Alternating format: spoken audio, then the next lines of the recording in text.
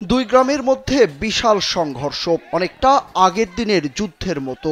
আগে যেমন ঢাল তরোয়ার নিয়ে যুদ্ধ হতো, ঠিক তেমনই ঢাল বল্লম ও টেটা নিয়ে সংঘর্ষে জড়ায় দুই গ্রামের মানুষ। দেশীয় এসব অস্ত্রের পাশাপাশি তো ইটপাটকেল ছোড়াছুড়ি ছিলই। দুপাশ থেকে বৃষ্টির মতো ইটপাটকেল ছোড়াছুড়ি করেছেন মানুষজন। এই ঘটনায় থানার ওসিও বাদ যাননি, তিনি সহ আহত হয়েছেন অন্তত 50 জন। ঘটনার সূত্রপাত ওয়াজ মাহফিলের মাঠে কয়েকজন নারীকে উত্ত্যক্তের জের ধরে।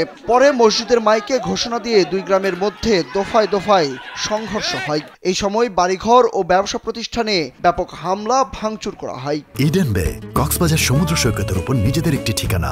মাত্র 5 লাখ টাকায় আপনিও হয়ে যেতে পারেন এই হোটেলের মালিক। শনিবার সকাল থেকে বেলা 11টা পর্যন্ত ফরিদপুরের নগরকান্দা উপজেলার ফুলসুতি ইউনিয়নের সলিথা গ্রামবাসীর সঙ্গে নগরকান্দা পৌরসভার মিরাকান্দা গ্রামবাসীর এই সংঘর্ষ চলে।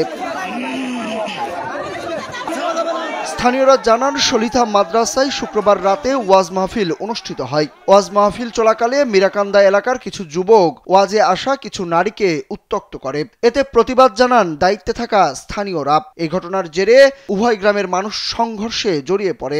এক পর্যায়ে কর্তৃপক্ষ পরিস্থিতি বেগতিক দেখে তাৎক্ষণিক মাহফিল বন্ধ করে পরিস্থিতি স্বাভাবিক করার চেষ্টা করেন। শনিবার সকালে মিরাকান্দা গ্রামের 10 থেকে 15 জন যুবক কিছু ব্যবসা প্রতিষ্ঠানে অতর্কিত হামলা চালিয়ে ভাঙচুর করে।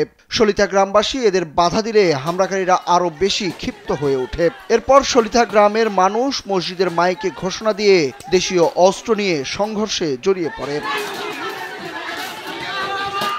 ফরিদপুরের সিনিয়র সহকারী পুলিশ সুপার মোহাম্মদ আসাদুজ্জামান শাকিল জানান, সংঘর্ষের খবর পেয়ে পুলিশ ঘটনাস্থলে গিয়ে পরিস্থিতি নিয়ন্ত্রণে আনে।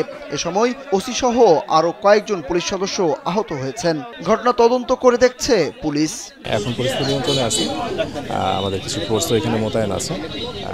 আশা রাখি আর কোনো সমস্যা হবে না। পরিস্থিতি ঠিক আছে, আমরা অনুসন্ধান করতেছি, তদন্ত করতেছি, পরবর্তীতে আইনানুগ ব্যবস্থা যেটা নেওয়া যায়। বর্তমানে এলাকার পরিবেশ শান্ত। পরবর্তীতে যেন আর কোনো অপ্রীতিকর ঘটনা না ঘটে সেজন্য ঘটনাস্থলে অতিরিক্ত পুলিশ মোতায়েন করা হয়েছে। সুরুজ আহমেদ, কালবেলা।